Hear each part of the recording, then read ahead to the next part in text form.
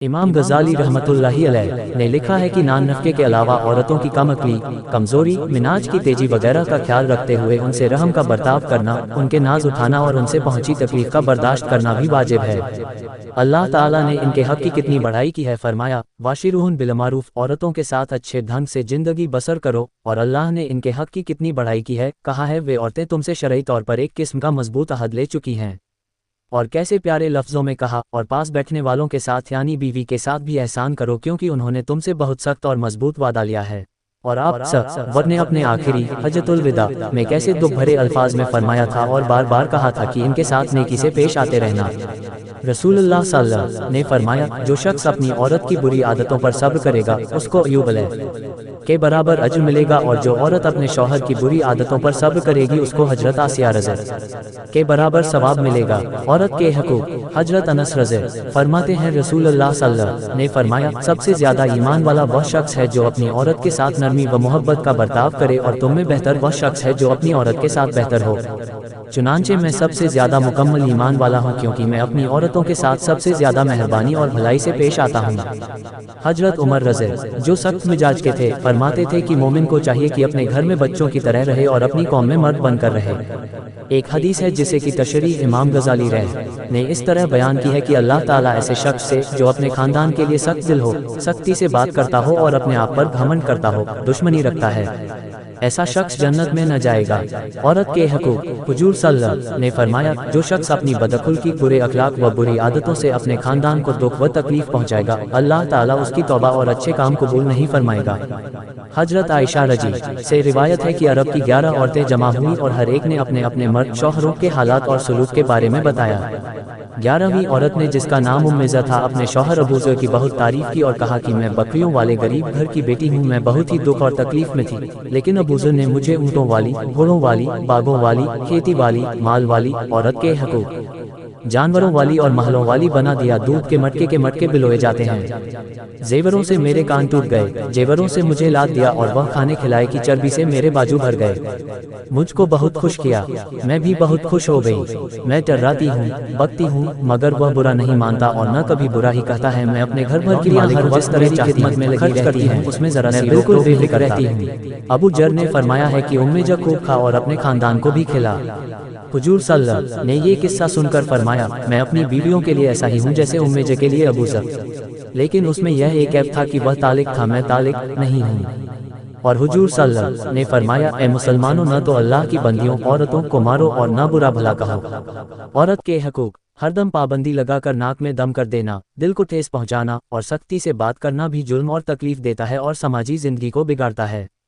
लकीत बिन सबरा ने रसूलुल्लाह सल्लल्लाहु अलैहि वसल्लम से कहा कि मेरी बीवी की ज़बान गंदी है, वह गाली गलोच से बात करती है। और एक शख्स ने कहा कि मेरी औरत छूने वाले हाथ को नहीं रोकती। आप सल्लल्लाहु अलैहि वसल्लम ने फरमाया, उसको नसीहत कर। उस शख्स ने जवाब दिया, यो या रसूलल्लाह, नसीहत करते करते थक गया। आपने फरमाया, उसको मार कर रोक, मगर लौंडियों की तरह मत मारना। उसने फिर कहा, या रसूलल्लाह, मार कर भी तंग आ गया। आपने फरमाया, तलाक दे दो। उसने कहा, या रसूलल्लाह, औलाद वाली है और उसका मेरा साथ पुराना है। आपने फरमाया, तो फिर सब्र कर।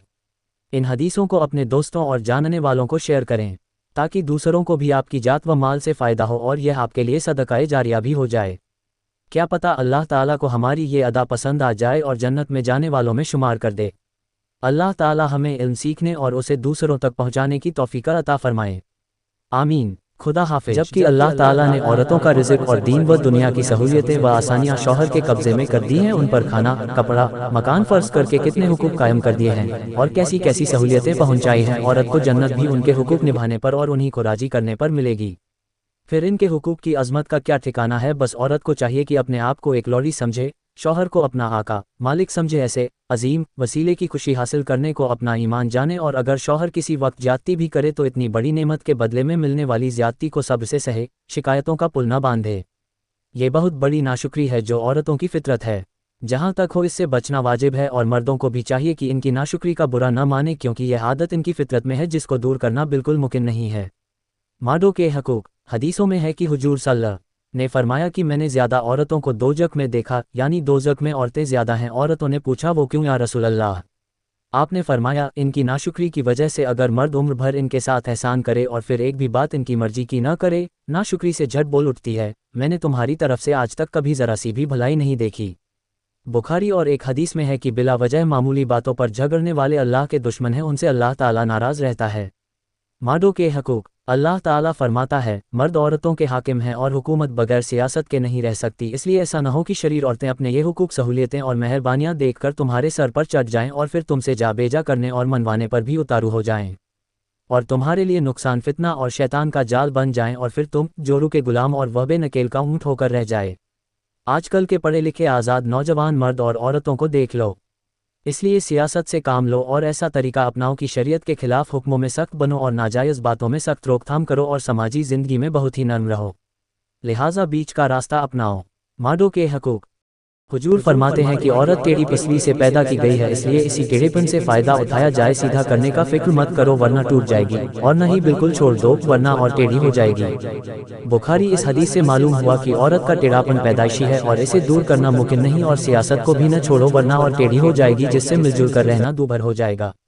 اس لیے حاکمانہ روب بھی رکھے اور زیادہ بے ادب اور نافرمان نہ ہونے دے، لیکن بالکل ہوا بھی نہ بن جائے، کیونکہ حضور صلی اللہ نے فرمایا ہے کہ شریف مردوں پر عورتیں غالب آتی ہیں اور رذیل مرد عورتوں پر غالب ہوتے ہیں۔ حضور صلی اللہ نے فرمایا کہ اگر اللہ کے سوائے کسی اور کو سجا جائز ہوتا تو میں عورتوں کو ان کے شوہروں کے لیے سجدے کا حکم دیتا۔ اگر شوہر عورت کو پہاڑ اٹھانے کا حکم دے تو پہاڑ اٹھانے کے لیے بھی تیار ہو جائے۔ ایک روایت ہے کہ اگر مرد کے گھاووں کی پیپ اور خون عورت اپنی زبان سے چاٹے تب بھی حق ادا نہ ہوگا۔ مادوں کے حقوق۔ اس حدیث میں یہ بتایا گیا ہے کہ مرد کا حق ملنا بڑا ہوتا ہے۔ اس کا مطلب بالکل نہیں کہ عورت کو یہ سب کچھ کرنا چاہیے، بلکہ یہ تو صرف مردوں کے حق کی بڑائی بتانے کے لیے استعمال کیا گیا ہے۔ بہرحال عورتوں پر اپنے مردوں کی عزت و فرمانبرداری واجب ہے۔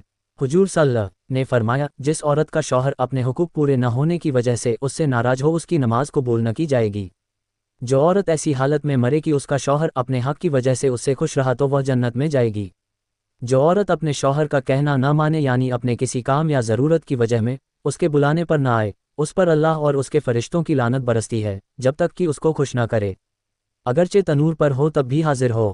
اللہ رب العزت ہم سب کو سوچنے سمجھنے قوت اور نبی صلی اللہ کی سنت پر عمل کرنے کی توفیق عطا فرمائے، آمین۔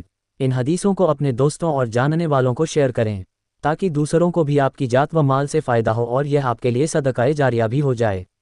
کیا پتہ اللہ تعالیٰ کو ہماری یہ ادا پسند آ جائے اور جنت میں جانے والوں میں شمار کر دے۔ اللہ تعالیٰ ہمیں علم سیکھنے اور اسے دوسروں تک پہنچانے کی توفیق عطا فرمائے، آمین۔ خدا حافظ۔